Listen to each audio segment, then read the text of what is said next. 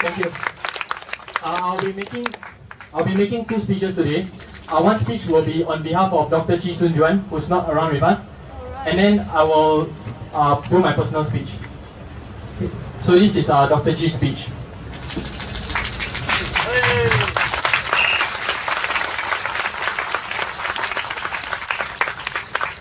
Dear fellow Singaporeans, let me first thank the organizers for staging this very important event to focus the nation's attention on our CPF and how the government is withholding our hard-earned retirement savings.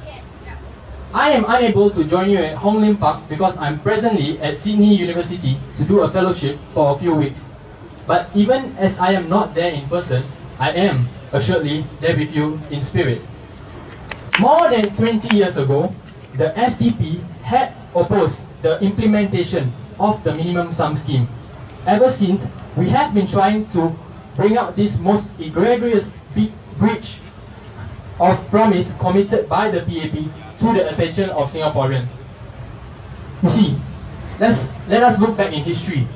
The CPF scheme was first introduced by the British colonial government, and it started out with a 5% contribution from the employees, which was matched equally by the employers.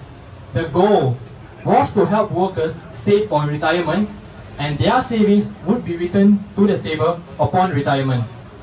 But when the PAP took over, the CPF became a lucrative source of funds for the government, and its original intent has been betrayed.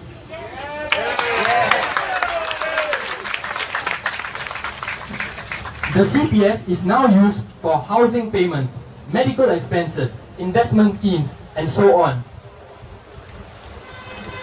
Without a proper opposition to keep it in check, the government introduced the minimum sum scheme in the 1980s to further retain our pension savings. The SDP firmly opposed such a move, but this was way before the days of the internet and social media, and the PAP, with the help of the media that it controls, easily railroaded opposing views. Back then, the amount retained was $80,000. Today, the government has doubled the sum, withholding $155,000 of each member's account today. Through the years, the SDP continues to bring the attention of Singaporeans to the detriment of the minimum sum scheme. In 2008, when 4 of your fellow Singaporeans conducted a silent protest outside the CPF building, demanding for the abolition of the minimum sum and calling for the government to be transparent when it comes to our CPF money, they were met by the riot police. But circumstances have changed since then. Now, on this day of 7 June 2014, we are exercising our rights to assemble here at Hong Lim Park. But our message has not changed. We want the minimum sum scheme to be abolished, and we want our CPF savings returned.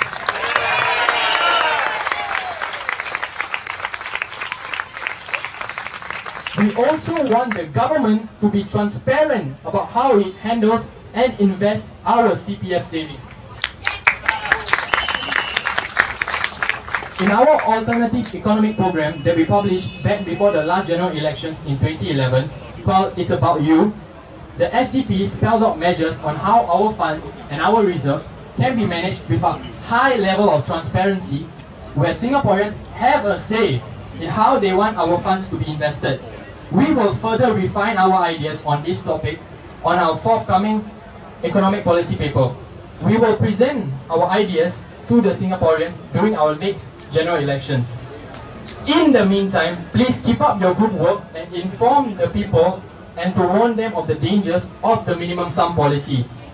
Have a courageous rally and let us work even harder to build a democratic society for our nation. A society where the people are in charge and the government is accountable to the people.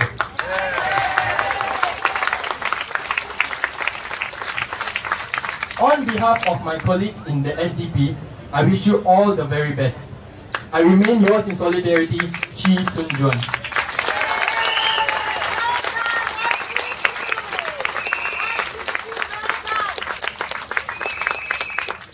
Okay, next I'll be reading my personal speech. Good evening, Hong and Park! I am Arifin. I'm 17 years old this year, and I am honored to be part of this revolutionary event. What we have been dreaming about is finally becoming a reality. Over the past few weeks, we are seeing glimpses of the power of the people. Yeah. You see, defamation suits are not new, but what is new is people from all walks of life coming together to support Roy.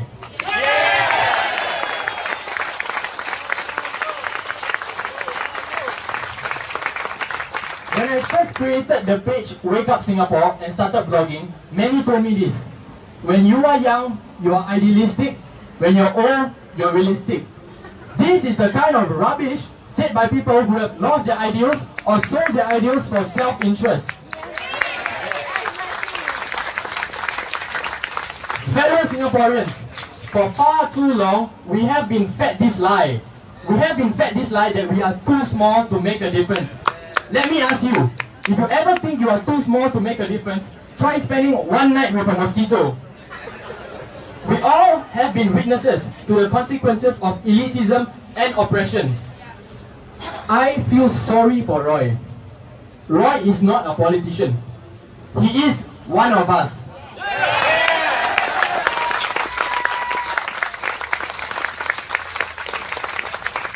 Roy apologized for alleged defamations and even offered $5,000. Firstly, you said his apology was not sincere. Let me ask you, how sincere were you when you apologized before GE 2011?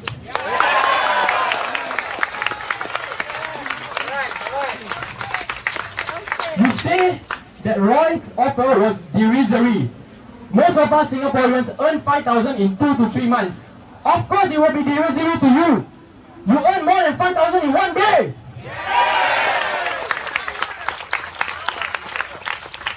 You see, this is not about PM Lee against Roy anymore. It is about the people in power against the power of the people.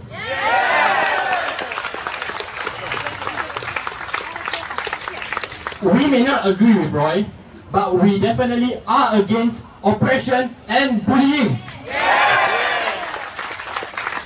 You can bring down Roy, but 1,000 more Roys will rise up to seek transparency from the government and fight for our rights. This was the same idea that JBJ fought till his last breath for. This was the same idea that Chia Tepo spent 32 years detained for. This idea is bulletproof.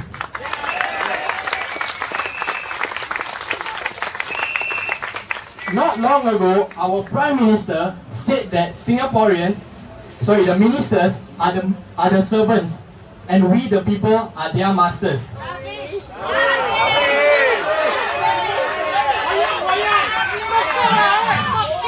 Do you think our ministers remember who their masters are?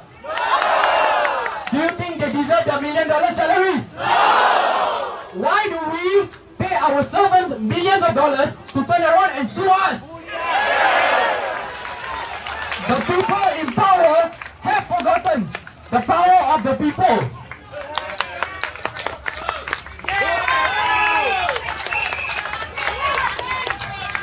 You see, Singaporeans, more than growth, we need happiness. More than elitism, we need oneness. More than cleverness, we need kindness. You know, for the past few protests here, we have been chanting the words, "We want change." I disagree. You know why? Because when you say "we want change," it means that the people up there have the power to give us the change. No one has ever reformed their government by asking their permission. So instead of saying "we want change," we should shout, "Be the change!"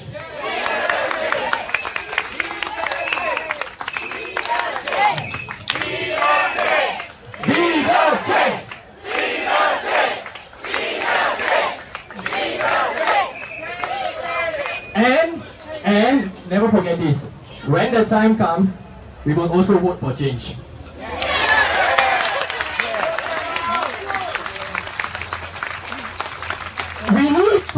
return the power to the hands of the people. Let me ask you, when was the last time we had a national referendum? 1963. Isn't that embarrassing? We should have national referendums on white paper policies. We need to let the people's voices be heard.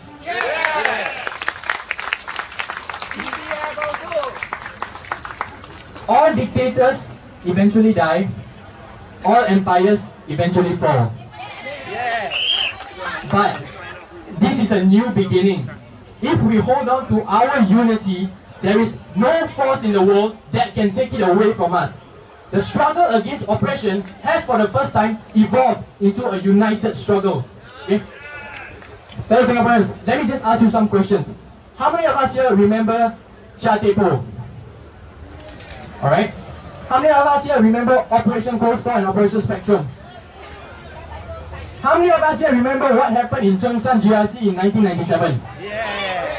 This is a very promising sign of our political awakening.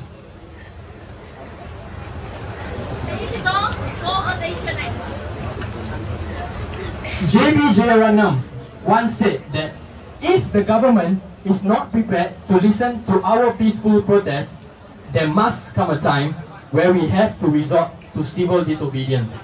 But the time has not come for that. Before you can effectively launch a civil disobedience campaign, you have got to educate the people.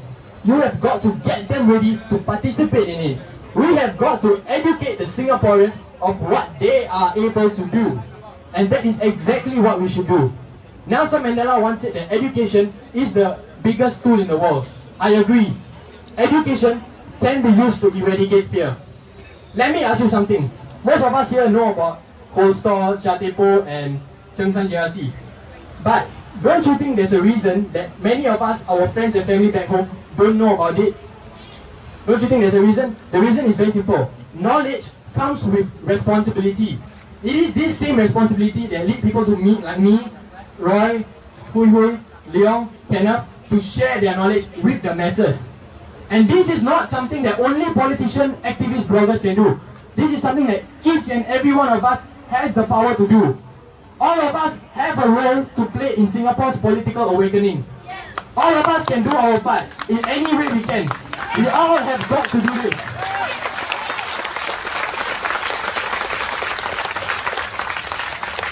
Between now and 2016, we have less than 2 years.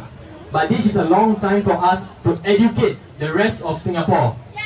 We must educate one another, question the status quo, and start thinking for ourselves to ignite a massive political awakening and, more importantly, eradicate fear. Spread this knowledge in whatever ways you can. You see, this protest must not be a one-off event. Okay? This protest must not be a one-off event. It is something that we must continue from. And this should not be about getting angry, as anger only blinds. What we should do is educate and empower. In the name of democracy, let us use that power. Let us do away with barriers, greed and oppression. The secret to change is not fighting the old, but building the new. So let us build a new and free Singapore, where progress leads to happiness. In the name of democracy, let us all unite. Brothers and sisters, the fight ahead may be long, may be hard, but let us never forget what Gandhi said. First, they laugh at you. Then, they fight you. Then, you win. This fight won't be over until we win. It's time to wake up, Singapore!